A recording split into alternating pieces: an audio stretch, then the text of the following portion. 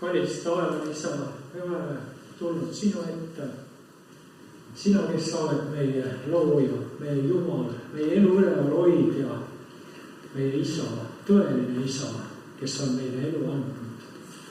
Ja me täname sinu imelise lunastusplaani eest, kuidas sa oled meie päästmise korraldanud ja millise hinna sa maksad. Aita siis, et me mõistaksime seda, millest sa meid päästad, kuidas sa meid päästad. Ja milline armastus on see, mis kaasneb kõigest selles päästetöös. Täname sind südamest ja palume sinu sõnale jõudu ja väge, nii nagu sa oled tõotanud ja sinu vaimu juhtimist.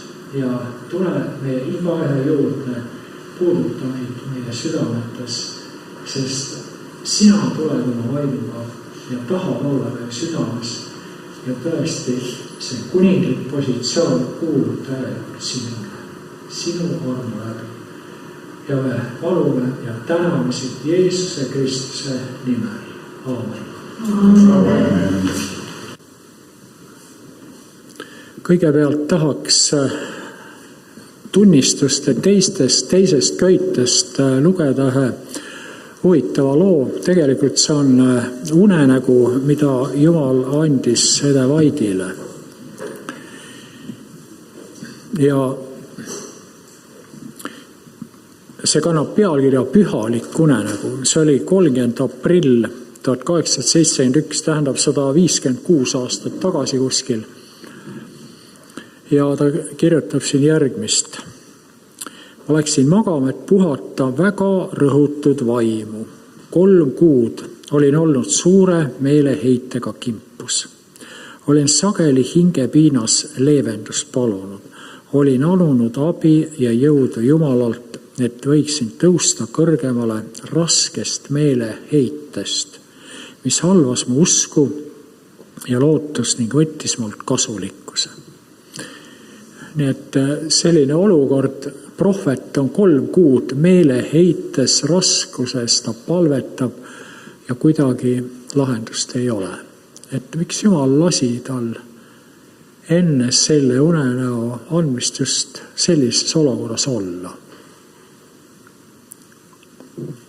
Aga ilmselt, kui me oleme raskes olukorras ja tuleb lahendus, siis me hindame seda palju rohkem. Loen edasi. Sel ööl nägin unenäo, mis jättis mulle väga õnneliku mulje. Ma nägin unes, et olin tähtsal koosolekul, kuhu olid kokku tulnud suur rahva hulk. Paljud olid Jumala eest põlvili tõsises palves ja nad näisid koormatud.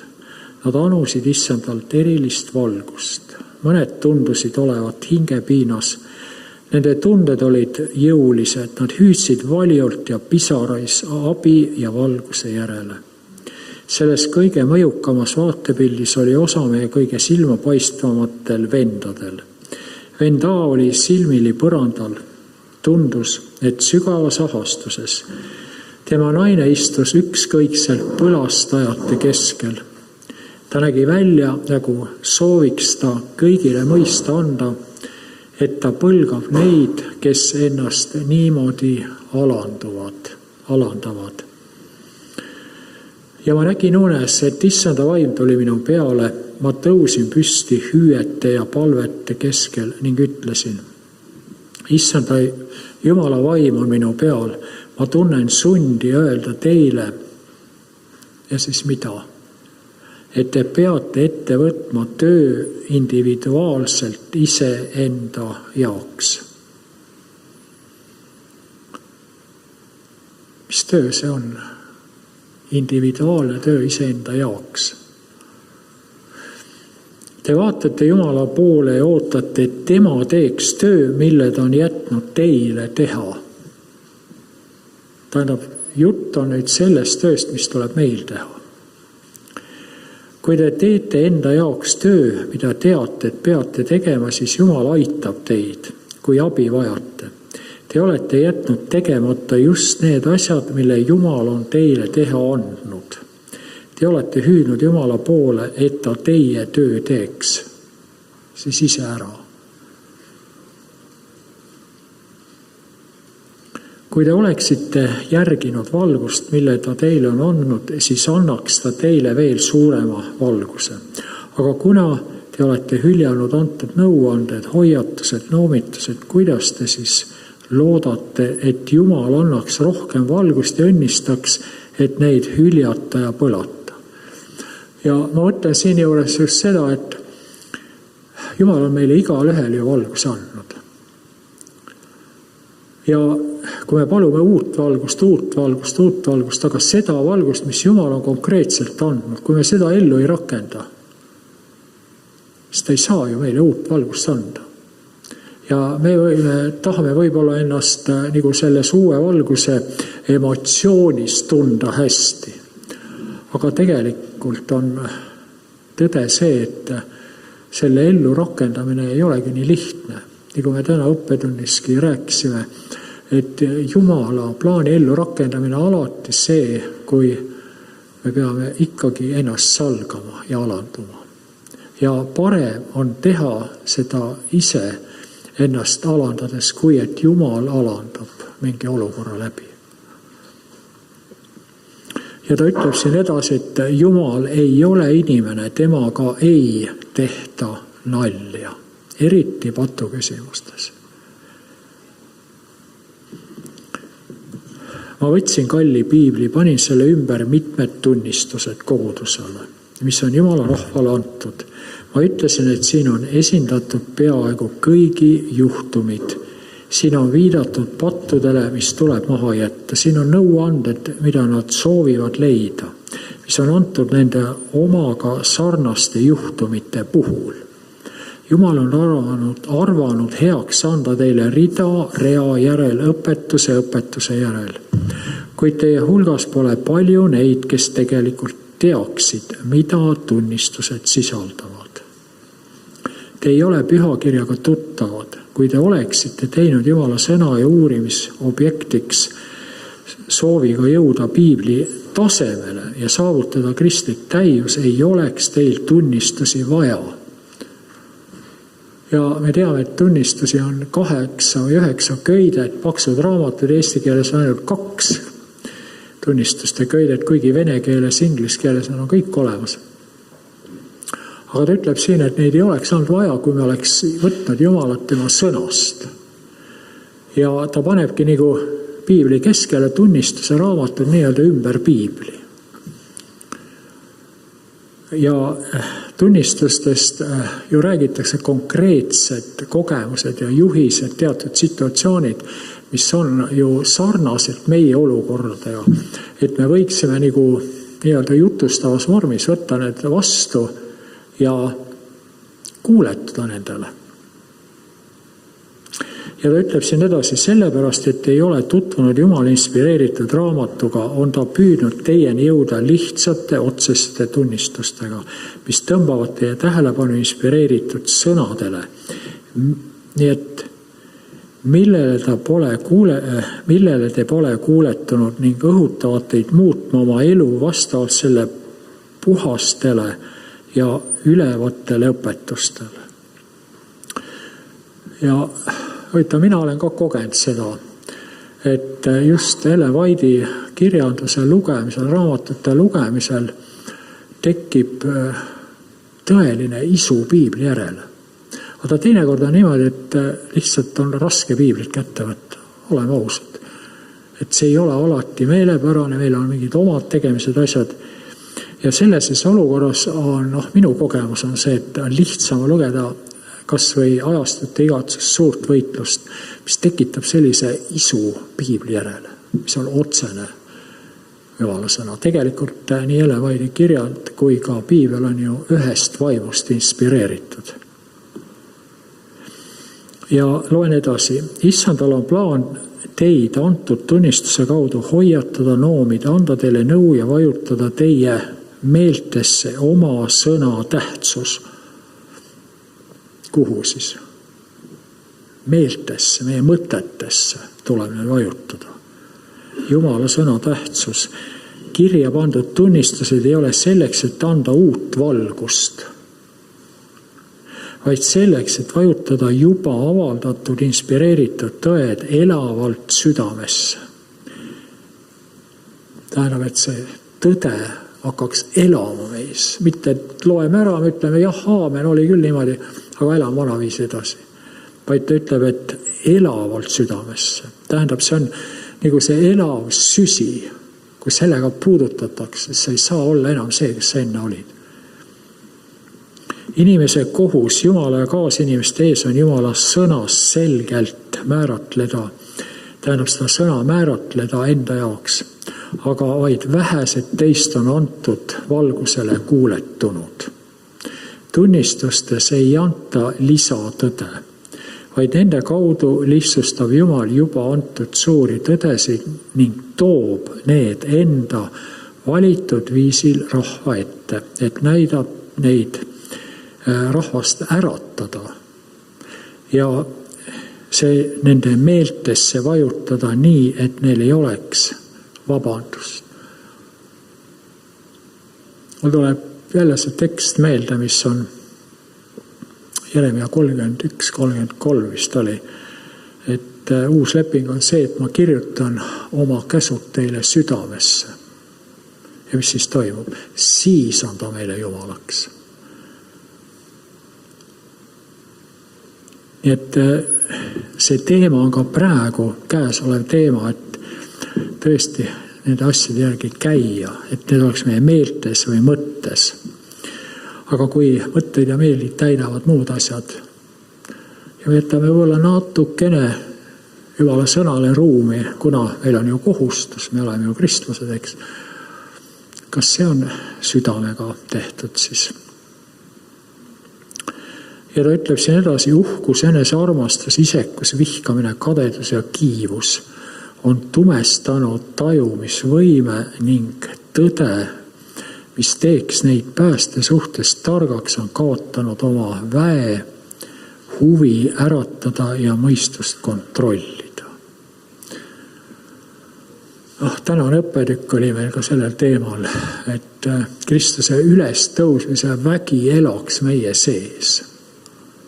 Me võime väest rääkida, aga kui me ütleme, et ma olen väsid, ma olen jõuetu,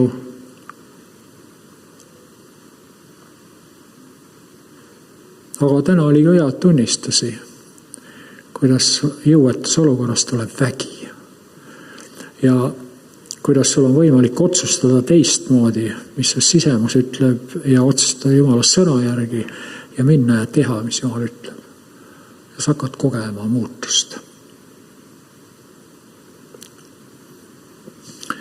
Jumala kartuse kõige olulisemad põhimõtted, neid ei mõisteta seetõttu, et puudub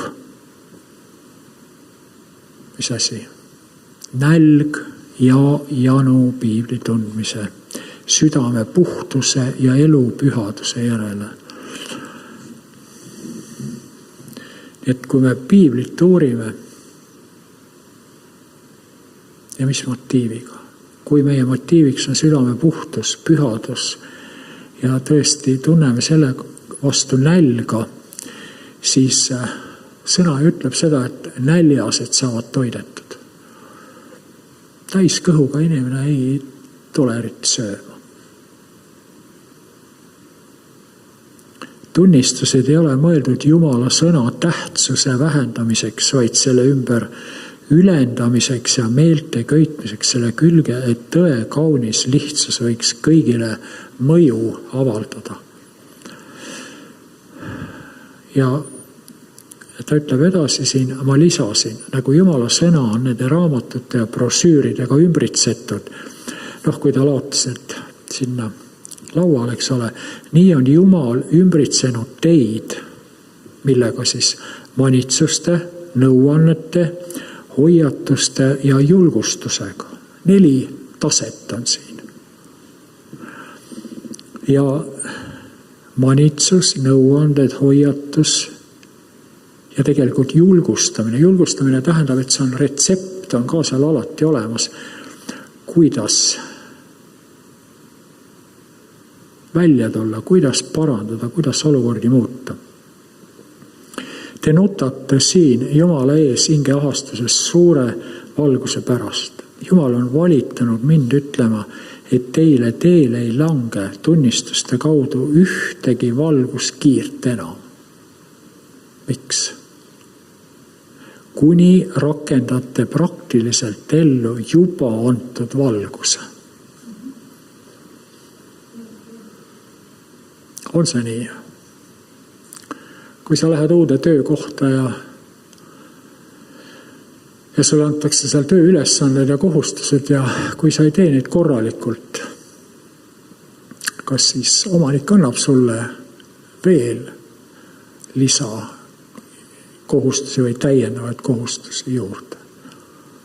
No ilmselt ju ei, see on nii reaalne. Et kui ma ei kuuletu ja ei oska neid täita, milleks mulle siis anda rohkem? Tähendab, tuleb õppida. Ja kui ma õpin need ära, need asjad, mis on antud, siis saab Jumal juurde anda. Aga meie igatsus on tihti teoreetiliselt saada juurde teadmisi, aga meie tegelik praktiline elu, kas see tuleb kaasa vastavalt nende teadmistele. Loen edasi. Jumal on ümbritsenud teid valgusega, kuid te pole valgust kalliks pidanud. Te olete selle jalge alla tallanud. Mõned on valgust põlanud, teised on selle hüljanud või järginud seda ükskõikselt, nagu Laudikea. Vähesed on seadnud oma südame kuuletuma valgusele, mida Jumal on heaks arvanud neile anda. Huvitav. See on meie osa, et seada oma süda selliselt, et ma olen valgusele vastu võtnud. Vaata, kui ma raadiot keeran, kui ma lähen kanalilt kõrvale, eks ole, tuleb mingi ragin ja sahin ja ma ei kuule häält, eks ole. Tähendab, et ma pean südame keerama sellele lainele, et Jumala hääl, Jumala sõna jõuab minu eks ole, südame kaudu ka praktikasse. Ja millisest valgusest on siin jutt? Tegelikult ta nimetab siit ka pimeduse asjad. Uhkus, enesearmastus, isekus, vihkamine ja kurjus, uskmatu hing ja halastamatus. Tähendab, need asjad on need, kui me neid ellu ei rakenda, kas Jumal saab meile juurde anda? Need on esmased asjad, eks ole. Mõni, kes on saanud tunnistuse kaudu erilisi hoiatusi, on antud manitsuse mõne nädalaga unustanud. Mõnele on tunnistusi mitu korda korratud, kui nad pole pidanud neid nii oluliseks, et tähele panna. Need on olnud nende jaoks nagu tühi jutt. Kui nad oleksid valgust tähele pannud, oleksid nad ära hoidnud kaotused ja katsumused. Et see on üks oluline asi, et kui me hoiatust ei kuule, millal tekivad õnnetused, kas või tööõnnetused. Kui hoiatust ei panta tähele, kui ohutustehnikat ei kuuletuta sellele, sest ohutustehnika on meie päästeks pantud, aga Jumalal on oma sõnas meie jaoks ohutustehnika. Ja mis see on? Mis hoiab meid tegelikult ohtude eest?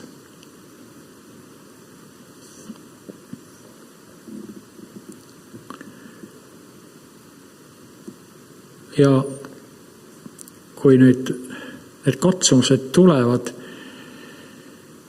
siis need on tegelikult karmid ja rasked, mida ma ise siin viimased pool aastat kogesin.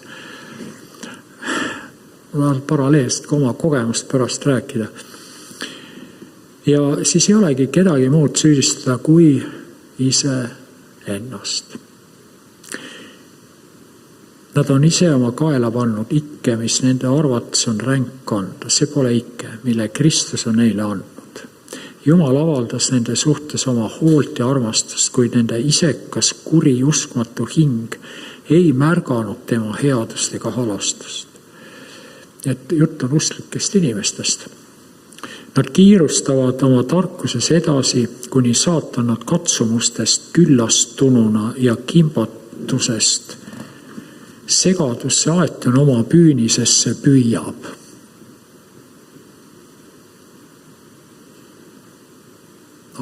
Mis tähendab püünises olla? Ma ei tea, kas keegi meist on olnud püünises.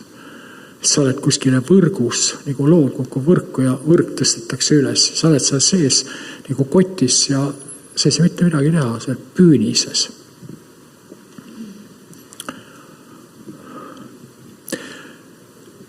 Kui te kogute kokku valguskiired, mille Jumal on minevikus andnud, siis annab ta suurema valguse. Ma viitasin vana aja Iisraelile. Jumal andis neile oma seaduse, kuid nad ei kuuletunud sellele. Siis andis ta neile tseremooniad ja kombetalitused, et nad neid täites võiksid pidada meeles Jumalat. Vaata huvitav, ta ütleb, et niisugused kombetalitusi, mis ka kirikus nii palju tehakse, neid ei ole tegelikult üldse vaja. Kui inimene kuuleks Jumala sõna ja käiks selle järgi. Sest kombetalitused on eesmärgiga antud, et me tuletaksime meelde Jumala tahet. Aga kirikud ja inimkond hakkab mõtlema, et kui ma teatud kombetalituse ära täidan, et siis ma olen nagu, siis meil on asjad korras. Kui ma ikka kogu aeg kirikus käin ja osa saamist, siis meil on korras. Aga kui tegelikult meie mõttemaailm ei muutu, mis on sellest üldse kasu siis? Sellest kombetalitusest, kui ta ei vii meid Jumalale lähemale. Ja nüüd, kui see pühitsus ehk hinge puhastamine on kõrvale jäetud, siis seda võrra kirikud on suurendanud igasugust kombetalitused, tseremooniaid ja igasugu korraldus, eks ole. Ja siin ta ütleb edasi, et nad olid nii varmad teda ja tema nõudmisi unustama, et nende mõistust tuli hoida erksana, mõistma kohustust, kuuletuda oma loojale ja teda austada. Kui nad oleksid olnud sõnakuulelikud ja armastanud Jumala käske järgida, ei oleks olnud vaja ohtraid tseremooniaid ja kombetalitusi. Kui inimesed, kes nimetavad end praegu Jumala valitud aardeks, kuuletuks tema nõuetele, nagu need on tema sõnas määratud, ei antaks erilisi tunnistusi, äratamaks kohusetunnet ning veenmaks neid patususes, suures ohus, mis kaasneb Jumala sõna mitte kuuletamisega. Ja huvitav, see on ju palju parem variant, et sa loed Jumala sõnast, usud seda, usaldad, kuuletud ja eks see ole meie endi laste kasvatamisega on see küsimus, et kui me räägime lastega ilusti, nad ei kuuleta, no mis me siis teeme?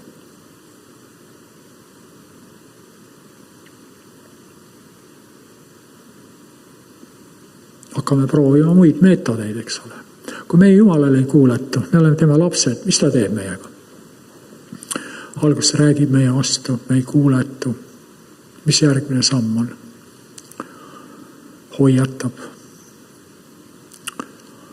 Nagu üks õde ütles, et kui ta laps käitub valesti, siis ta küsib, et kas sa vajad jälle kallistust. Jumal teeb ka nii. Aga ma siis ka ei kuula. Mida siis teha? Ja kas me ise ei kutsu neid asju endale välja, mis võib-olla ei olegi meile järgi. Ja kui südametunnistus on tuimaks muutunud, sest valgus on kõrvale heidetud, hüljatud ja põlatud, Jumal võtab need tunnistused inimestelt ära, jätab nad jõust ilma ja alandab neid. Parem on vist ise ennast alandada, kui lasta Jumalal ennast alandada või olukorda panna. Aga ka see on hea, kui me siis õpime. Jaakob õppis sellest. Jumal alandas teda ja see alandus oli tegelikult õnnistus Jaakobile. Aga kui on su puusaliiges paigast ära ja see on tohutu valu, siis me mõtleme vist küll, et no niisugust õnnistust ma vist ei tahaks. Aga milline oli tagajärg? Ma nägin unes, et kui ma rääkisin, tuli minu peale Jumala vägi kõige tähelepanuväärsel moel ja ma kaotasin kogu jõu, kuigi mul polnud nägemust. Kogu jõu. Tähendab, minul tekkis siin küsimus, et kuidas Jumala prohvet ja nüüd ka prohvet peab isiklikult läbi elama tegelikult seda kogemust. Ta kaotab kogu jõu. Ma arvasin, et see oli mu abikaasa, kes tõusis rahva ees püsti, hüüdis, see on Jumala imeline vägi. Ta on teinud tunnistused võimsaks vahendiks, et jõuda hingedeni ja töötab nende kaudu veelgi võimsamini kui seni. Kes on issanda poolel? See oli nagu küsimus rahvale. Ma nägin unes, et päris paljud hüppasid kohe püsti, vastasid üles kutsele. Teised istusid süngelt, mõned ilmutasid põlgust ja pilget ning mõned näisid täiesti ükskõiksed olevat. Üks seisis minu kõrval ja ütles, Jumal on tõstnud sind üles, andnud sulle sõnad, mida rääkida rahvale ja jõuda südameteni, nagu ta pole kellelegi teisele andnud. Ta on määranud sinu tunnistused vastama abivajajate olukorrale. Sa ei tohi lasta end põlgusel, pilkel, etteheidetel ja hukkamõistul kõigutada. Ja vaata huvitav, et tuleb hoiatus. Kui Jumal annab mingit töö, siis vaenlane püüab etteheideid, pilget, põlgust tuua ja hukkamõistu, et sa jätaks järele. Ja siin on kohe hoiatus, et see on juba sisse kirjutatud, et kui sa tahad Jumala tööd teha, siis sul tulevad takistused. Jumala eriline tööriist olles ei tohi sa kellegi peale loota.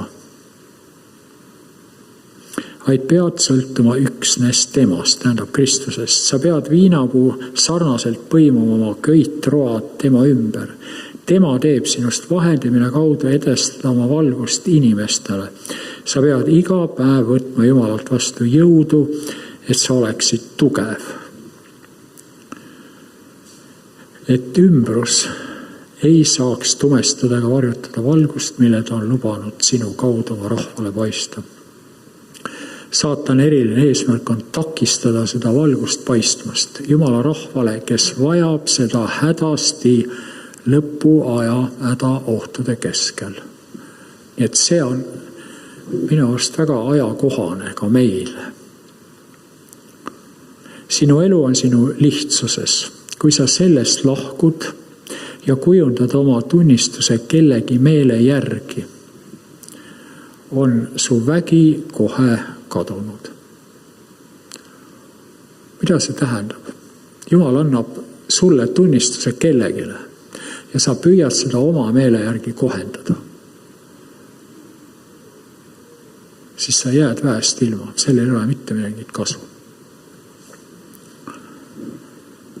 Praegusel ajal on ilustatud ja ebareaalne. Maailm on tulvil tunnistusi, mis on antud meele pärast olemiseks. Meele pärast olemiseks, hetkeliseks kütkestamiseks ja iseenda ülendamiseks.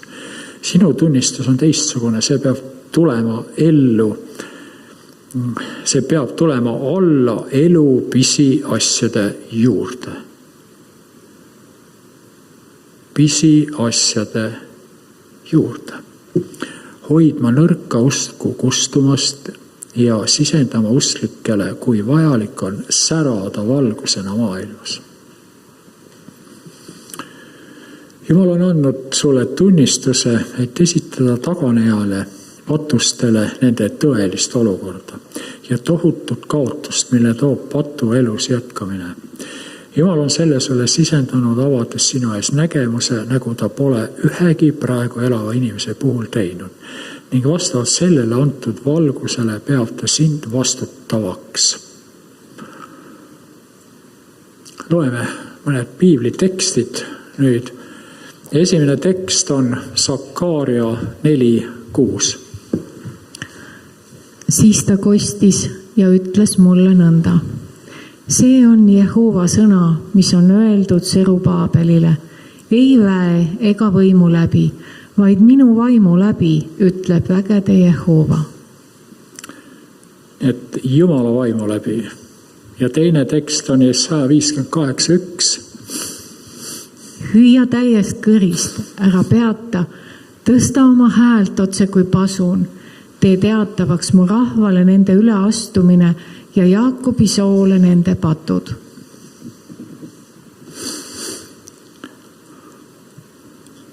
Ja Vait ütleb siin lõpuks, et sellel unenäol oli mulle võimas mõju. Kui ma ärkasin, oli minu masendus kadunud.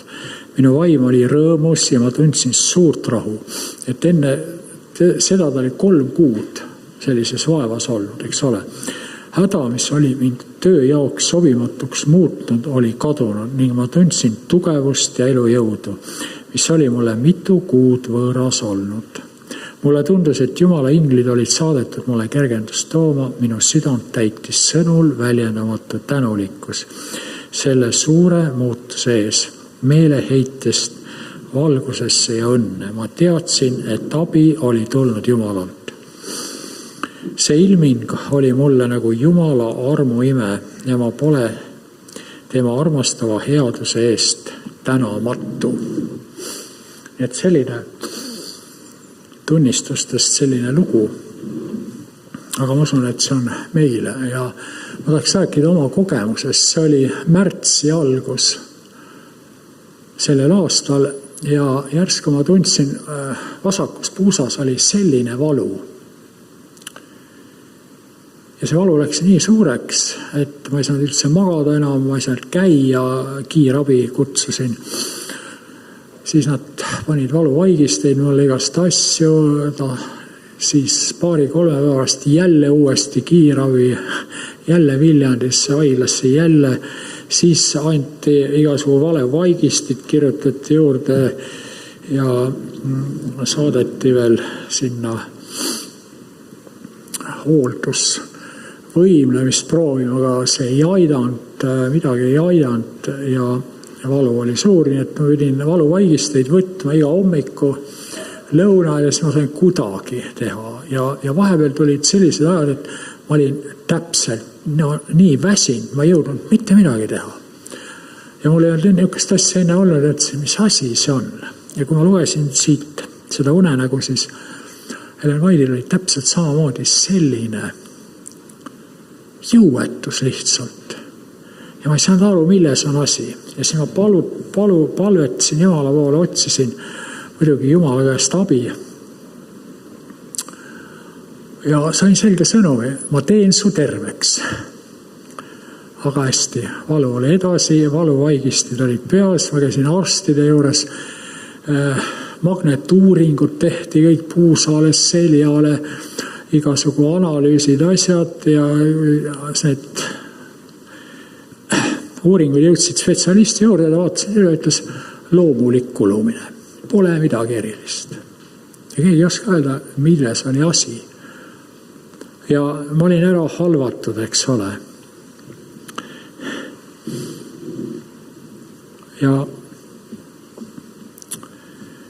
Ja paralleelselt Jumal hakkas minuga tegelema asjadega, mida ma olin võib-olla aastakümneid kandnud oma mõttemaailmas.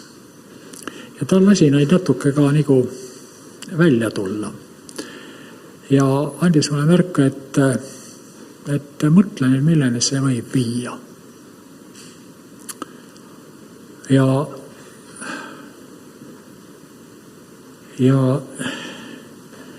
aeg läks edasi, kuidagi harjusid ära nende valuvaigistitega, asjadega, aga Jumala töö läks just vaimulikus suunas edasi. Ja lõpuks Jumal viis mind selleni, et ma sain nendest asjadest aru. See on tegelikult väga suur arv, saada aru, milles on asi. ja milles oli asi, oli selles, et minu mõttemaailmas olid sisse tallatud sellised rajad, mis ei olnud Jumala tahtmist mööda, mis ei olnud talle meelepärased. Ja Jumal näitas, milleni need asjad võivad minna. Ja ta tõi mind lõpuks sellisele patu tundmisele, et ma pisarates palusin andeks kõik need asjad. Ja huvitav, see oli mingi nädal aega tagasi. Ja huvitav, siis ma järsku tundsin, et ma ei vajagi enam valuvaigisteid. Ja lihtsalt need võeti ära. Ja kogemus oli selles, et Jumal lasi selle valu tunda. Ja sest ma ei pööranud muidu tähelepanu sellele asjale. Ma kogu aeg neid, vaata, kui inimene hakkab ühte sama asja mõtlema ja ta on pikka aega mõelnud, siis ta hakkab seda uskuma. Ja nüüd tahad seda nagu Jumalaga kokku sobitada, seda oma uskumist. Aga see ei toimi, see on vale. Ja sul on, võib-olla on sul väga meeldivad mõtted ja mõtled, et vot, siin on minu pääste, võib-olla mõnes inimeses, võib-olla mõnes asjas või olukorras, et siin on minu pääste, et kui ma nüüd selle saaks, siis oleks kõik hea. Aga mis see tähendab? See tähendab iseenda päästmine ja oma mugavuse elu taga ajamine. See ei ole Jumala plaan. Ta tahab meid päästa just nendest asjadest. Aga vaenlane hakkab sulle söötma ette mõtteid ja meil on öeldud selgelt, et saatanal on võime sisendada meile mõtteid. Ja nüüd ta tekitab sinu elus kriisi, sul on puudujääk. Ja mõtled, et see ei ole inimlik ju, et teised elavad normaalselt ja minul on selline mingi puudujääk. Ja kui puudujääk on tekkinud mingi aeg, siis ta annab sulle nõu, et näe, sa saad ju lahendada selle asja, võt niimoodi. Aga kas see on Jumalaga tahtega kooskõlas? Ja kui sa pead seda varjama, see ei ole kindlasti Jumalaga kooskõlas. Ja Jumal tõi et nendest asjadest mulle aru saamise. Ja huvitav, kui see asi oli lahendatud Jumales, siis valu kadus. Ja siis Jumal täitis ma tõotuse, ma teen sind terveks, aga enne ta pidid tegema minu vaimuliku seisundi terveks. Ja läbi valu ma hakkasin mõistma ja tagantjärgi mõtlen, aga miks ma enne ei mõistnud? Miks?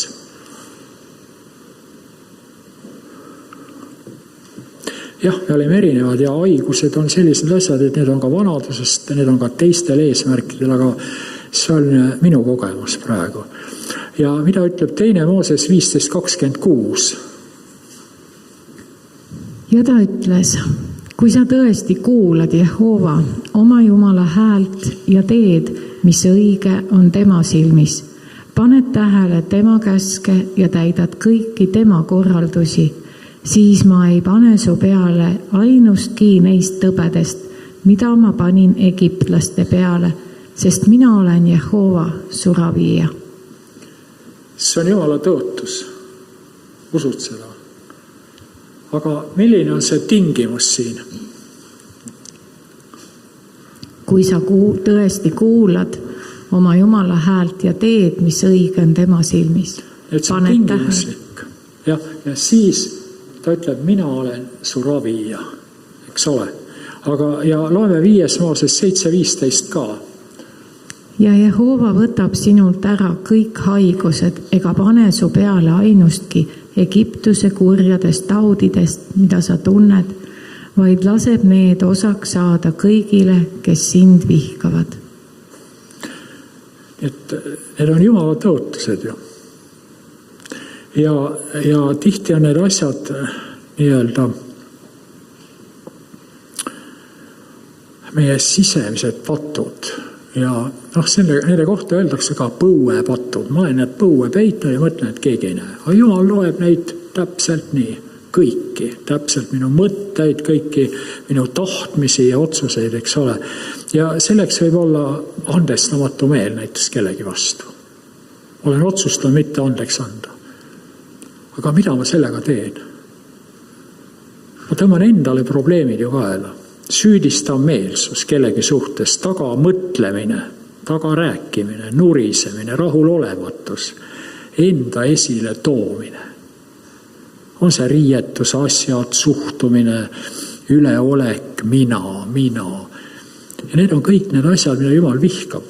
See on vana loomus, millest me hommikuga rääkisime, mis tuleb risti lüüa. Mina ja mulle ja vaadake mind, mida ma olen teinud. Ja nüüd Jumal alandab. Näiteks mul oli see olukord, mul oli selline valu, ma ei saa mitte midagi teha. Ma ei tahtnudki elada, mõtlesin, et parem on surra, ma ei ole enam kellegile kasulik, aga see oli ju mina, ma ei tundnud seda mina enne ära.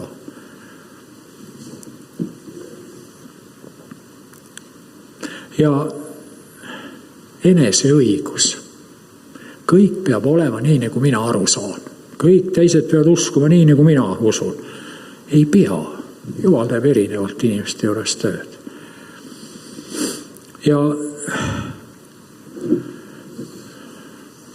palju on ju mineviku õppetundi Iisraeli rahvast, kes otsisid päästet, tegid väliste kombe tegevust nagu ingasmaa pidamine, aga sisu oli käest ära. Need olid kurjad ja nende meel oli parandamata, et kõik hukkusid. Kas me tahame seda korrata? Kui me Kristusega kokku ei kasva, on kõik tseremooniad mõttetud.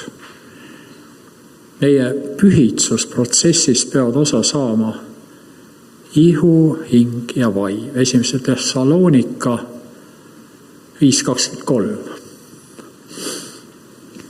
Aga rahu Jumal ise pühitsegu teid täielikult ja kogu teie vaim ja hing ja ihu säiligu laitmatuna meie Issanda Jeesuse Kristuse tulekuks.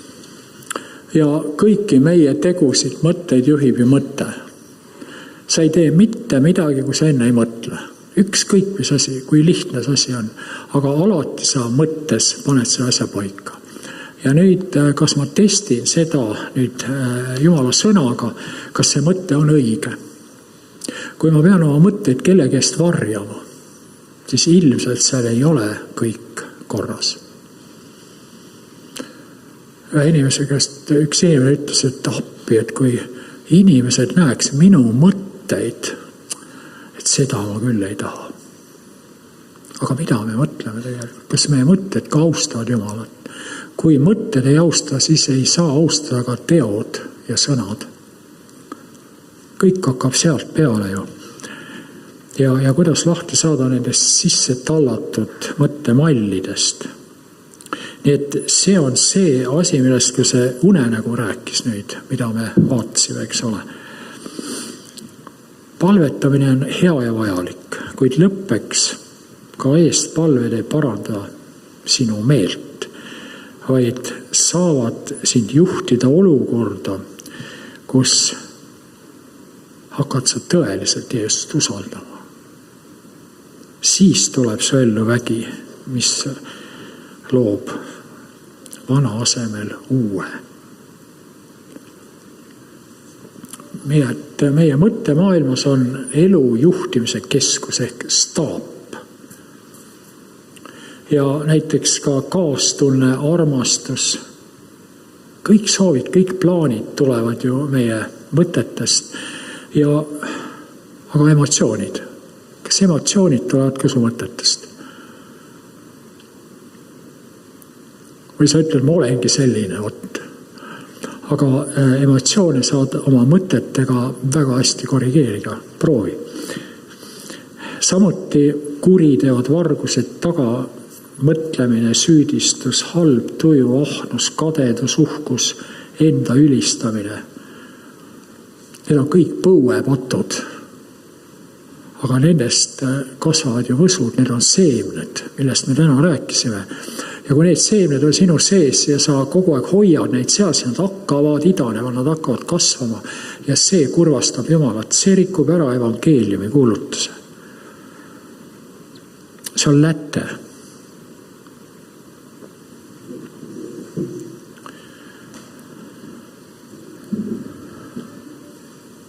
Me soovime õnnistusi, eks ole. Aga kui sa analüüsid natuke, kas ma soovin neid õnnistusi oma plaanidele või Jumala plaanidele enda elus või mõlemale. Natuke siia, natuke sinna, natuke Jumalale, natuke vanale loomusele, elan seal vahepeal ja saan hakkama, aga kas niimoodi on võimalik taevariiki saada?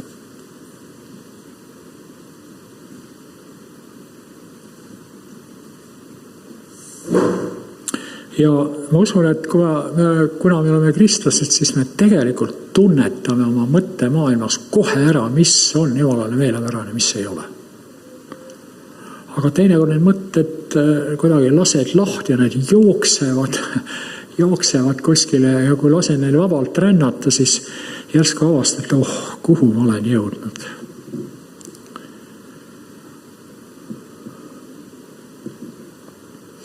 Ja kas ei ole ka valeõpetused just siit pärit? Inimene hakkab uskuma valet. Ta hakkab seda kordama aastakümneid ja ta hakkab uskuma seda. Aga kas ta on Jumala sõnaga järgi uurinud? Kas see on õige või ei ole õige? Ta vaatab enamuse peale. Ta ütleb, et teised usuvad, pastor usub nii. Ja see on tegelikult üks eksitus. Jumala sõna ütleb, et mine koju ja vaatama piiblist, kas räägiti sõna järgi.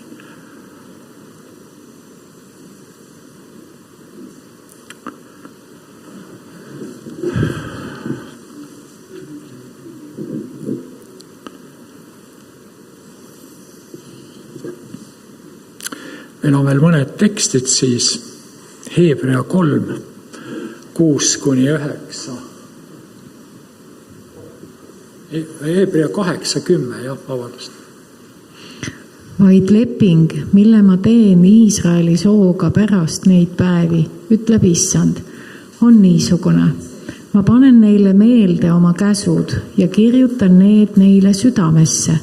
Siis ma olen neile Jumalaks ja nemad on mulle rahvaks. Ja vot see protsess, südamesse kirjutamise protsess ei ole alati kerge. Minul oli antud juhul pool aastat selline kogemus ja Jumal aitas oma väga pika kannatlikkusega ja armastusega mul loobuda asjadest, mis ei olnud õiged. See Hebrea tekst oli meil veel, eks? 3-6. Aga Kristus, kui poeg, on tema koja üle ja tema koda oleme meie, kui me julguse ning lootuse kiitlemise hoiame otsani kindla. Sellepärast nõnda, nagu Püha Vaim ütleb, täna, kui te kuulete tema häält, ärge paadutage oma südameid, nõnda nagu sündis nurina ajal, kiusatuse päeval kõrbes, kus teie isad mind kiusasid ning katsusid, kuigi nad olid näinud minu tegusid 40 aastat. Kristus kui poeg on tema koja üle ja Kristus kui poeg on ka meie koja üle, meie keha üle, meie valitsuse üle. Ja et selleni jõuda, Jumal teeb tööd, aga ta ei tee seda vägisi kahe meie juures. Nii et me võime anda talle ennast või mitte. Ja huvitav et Jumal lasi mul seda valu tunda pool aastat, ütleme nii. Aga selle aja sees ma kogesin rohkem ja rohkem tema armastust, vaatamata kõigele. Ja nüüd, kui see etapp on möödunud, mida see mulle andis? Ma pean ütlema teile, et ma armastan praegu Kristust rohkem kui enne. Sest ma nägin tema taktitunnet, tema armastust ja kuidas ta seda kõik tegi.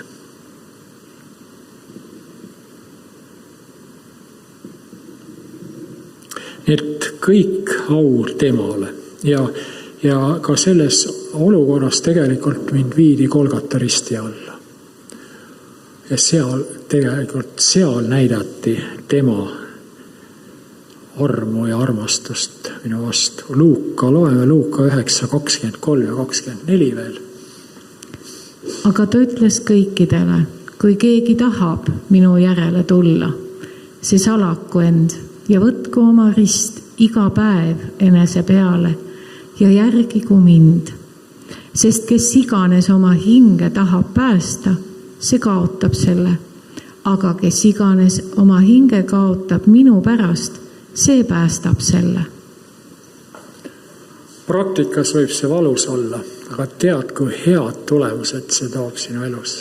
Ja kui suur armastus kaasneb sellega. Ja viimane tekst täna tänu Jumalale laulust 28, 6-7. Kiidetud olgu Jehova, sest ta on kuulnud mu anumise häält. Jehova on mu tugevus ja mu kilp, tema peale lootis mu süda ja ma sain abi. Sellepärast ilutseb mu süda ja ma tänan teda oma lauluga. Aamen. Aamen.